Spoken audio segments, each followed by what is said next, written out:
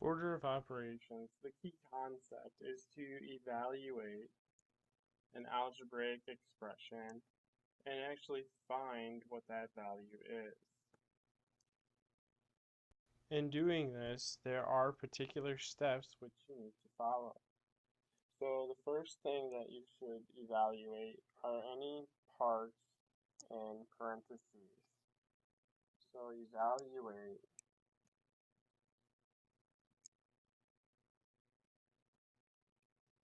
expressions in parentheses.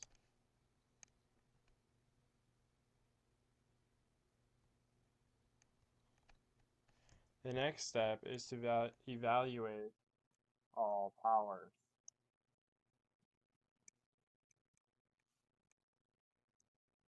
And remember, powers can be interchangeably used with exponents.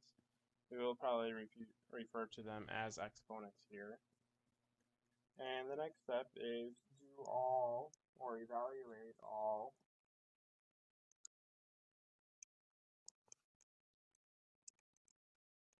multiplication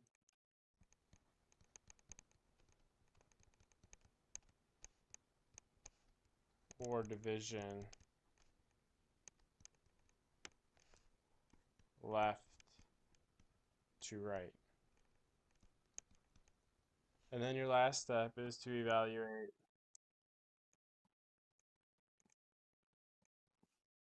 all addition or subtraction left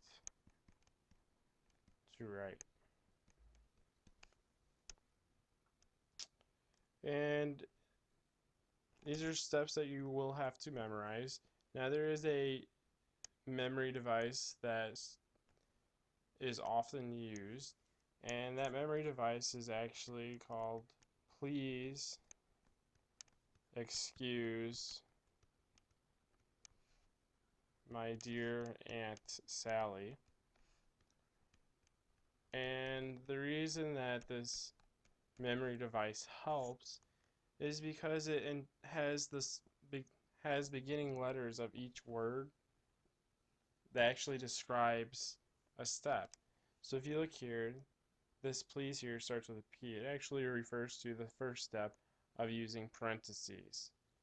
If you look at the excuse, the first letter in excuse is an E, and we would refer to it as exponents.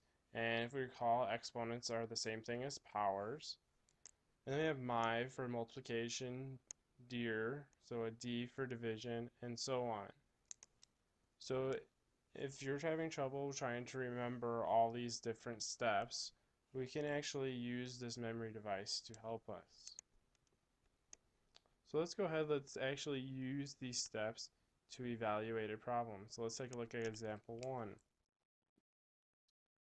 So the first step actually tells you to evaluate anything in parentheses. So if you look at this problem, we do not have any parentheses. So we can go ahead and go on to the next step, evaluate any powers. Well, this particular problem doesn't have any powers, so let's go ahead, let's go on to the next step. Let's do any multiplication or division left to right. Well, we do have a multiplication here, and it is the only multiplication, so that'll be the first thing that we evaluate. So let's go ahead and bring the first part of the expression down here. So we have 6 plus 4 minus, and let's evaluate this 2 times 3, which is 6. And then your next step here, we do have 6 plus 4 minus 6.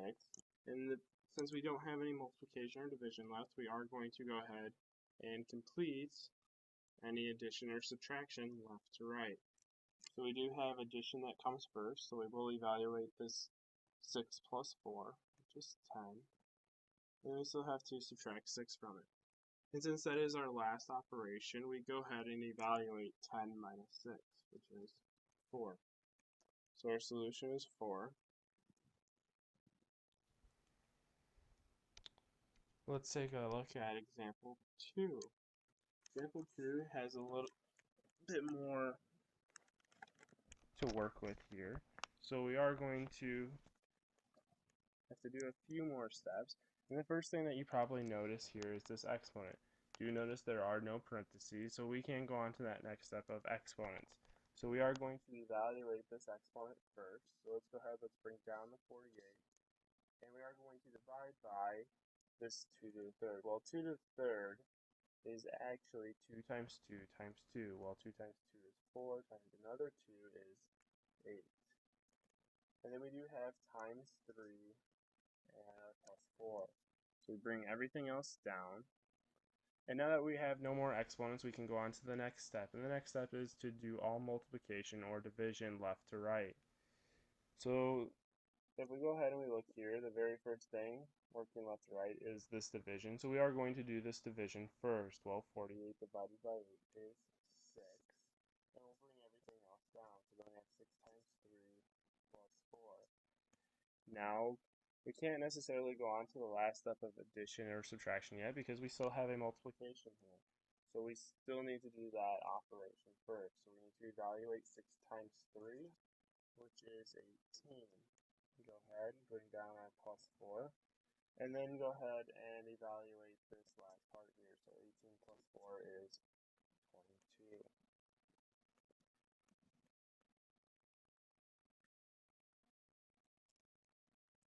Okay, let's go ahead, let's take a look at another example, such as example 3.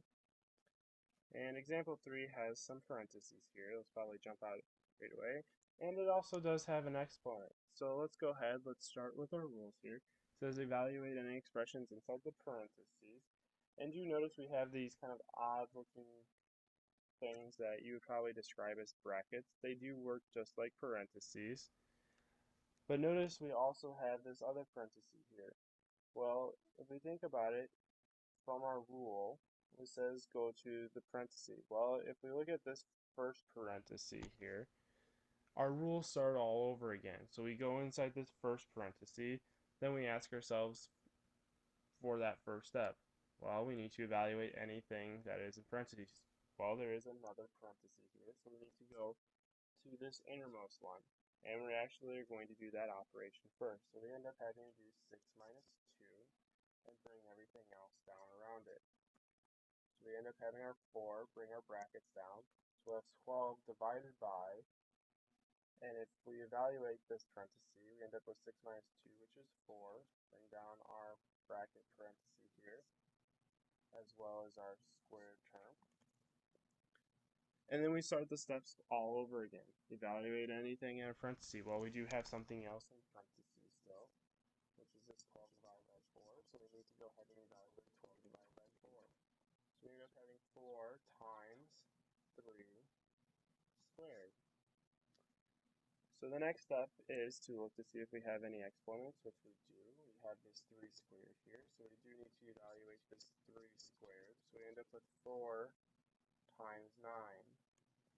And then you can go ahead and do your last step here. We have 4 times 9, which is 36.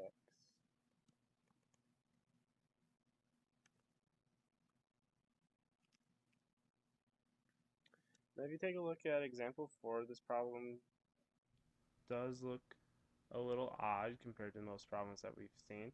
It does have what we call a division bar. And a division bar is just like a fraction.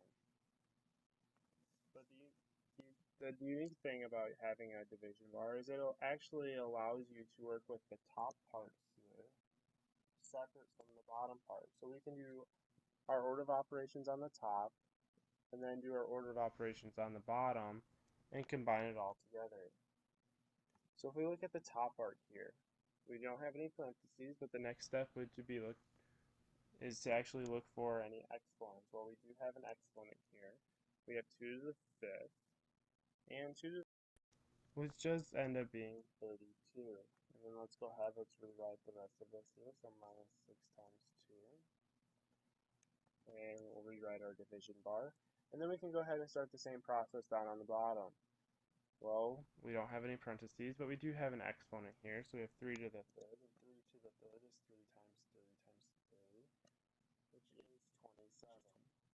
And let's go ahead, let's carry everything else along. So minus 5 times 3 minus 2. Now if we go ahead and look at this top part, we need to look for any multiplication or division left or right. Well, we do happen to have a multiplication here, so let's go ahead and just carry that out first. So we have 32 minus 12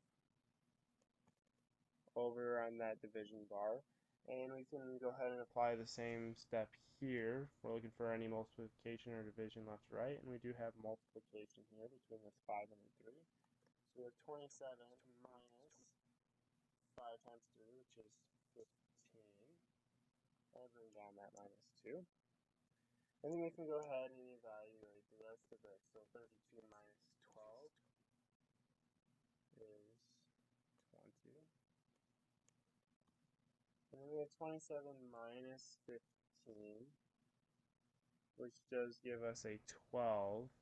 And then 12 minus this 2 here does give us 10. Now we have 20 divided by 10. Remember that is a division bar, so if you think about it as a fraction, you can reduce this. So 20 divided by 10 is 2.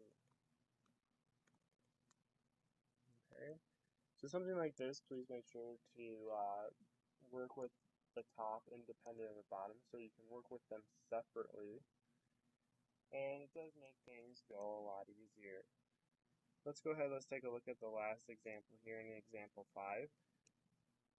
It says evaluate 2 times the difference of x squared and y plus the product of 2 times z squared.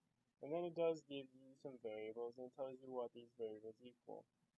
So some of you may have seen this before, and actually all you have to do is substitute these numbers in wherever you see the variables. So let's go ahead and do that first. So we end up having 2, and then we substitute 4 in for x here, so I end up having 4 squared minus 3, close our parentheses, plus 2 times z squared, so 4 squared.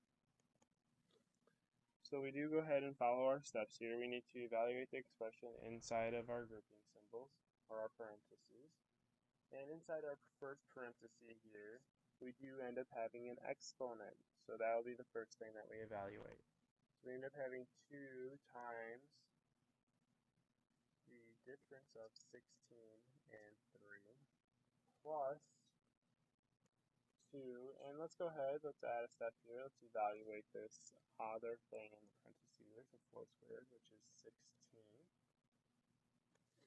And then once again, we still have our parentheses here, so we do need to take care of this 16 minus 3.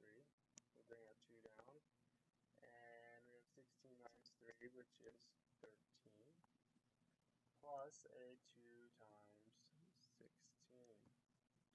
So 2 times 13 is 26, plus 2 times 16, which is 32. Now your last step is to go ahead and combine these together. So 26 plus 32 is a 56.